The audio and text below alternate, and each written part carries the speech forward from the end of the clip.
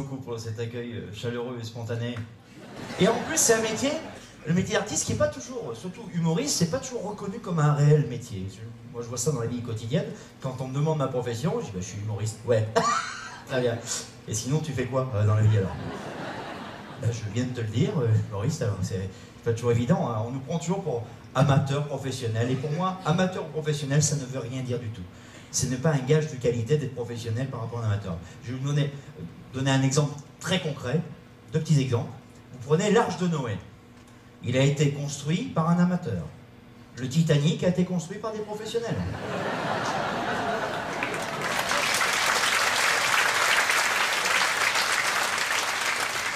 Alors c'est vrai que, par rapport à tout ça, notre métier également nous permet de lire beaucoup de choses. Et récemment, j'ai pu lire dans un magazine féminin très connu, que je n'ai pas le droit de citer, mais c'est l'inverse de lui. Un sondage a déterminé que 41% des femmes préféraient le chocolat au sexe parce que c'est plus facile d'en reprendre 4 fois de suite. Alors,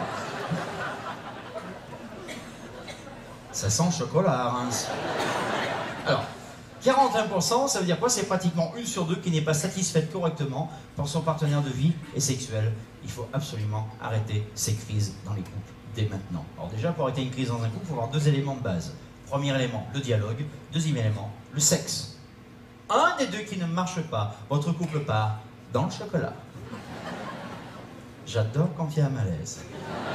Je peux jouer ce sketch n'importe où, tout le monde est vraiment très attentif à ce moment précis. Dialogue, sexe, et bien on va parler de sexe. Pas longtemps, parce que certains peuvent se dire « Ouh là là, ça va être vulgaire !» Bon, déjà, 1, je ne supporte pas la vulgarité gratuite, et de 2, non plus. Oui, celle-là, elle est naze, mais je l'aime bien. Alors, il est content, autosatisfaction. Bon.